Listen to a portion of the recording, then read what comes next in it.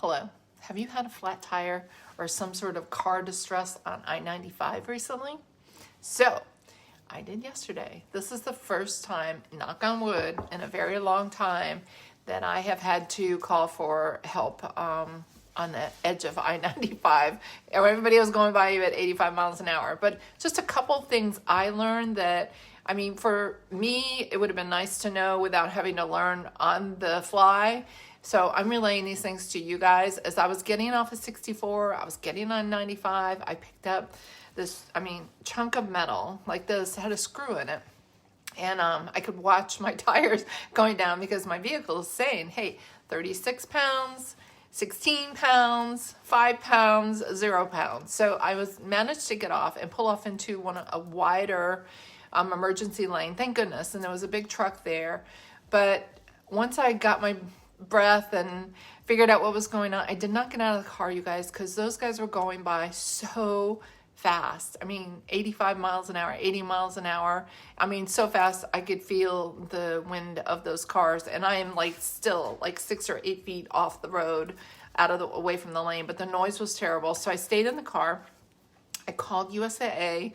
And they immediately wanted to know, obviously, if I was okay. Then they wanted to know my location. Well, there was no mile marker signs that I could see. I could see that I was leaving one county, entering another county, and I could look on my Google directions that I could see that I had almost crossed a river, almost gotten to this. So I gave them what I thought was my actual location, but then she said, if you put your finger on the blue dot, it gives you the actual coordinates of your location. I was like, very cool. So, and she had tried to send me a location link that all I had to do was touch, but I was in obviously a terrible place for reception, of course, too. One more thing.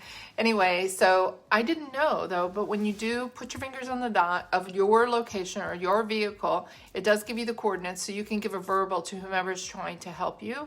Then the other thing that I'd seen these signs for years, but I never paid attention.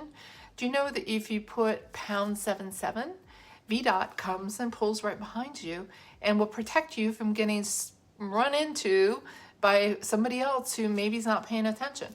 So anyway, you guys, those were some things that I found insanely helpful that I do now know. And also, driving a Jeep or any other vehicle that you have a spare tire that is probably located on the outside of the car.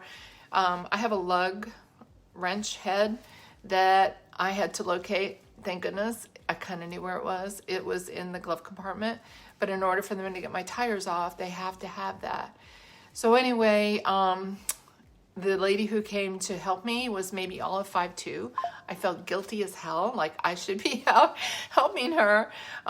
She struggled to get my tire back on, the flat tire back on the back of the Jeep because she was so tiny, and I felt like, oh my gosh. And she told me to stay. She goes, honey, you just stay in the car and you stay safe and warm. And I'm like, okay.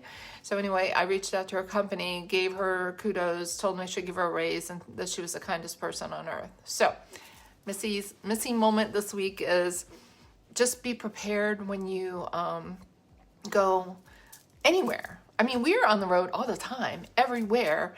And so I hadn't really thought about these things, but it is important just to wrap your head around the emergency process that you might need one day. Bye, y'all.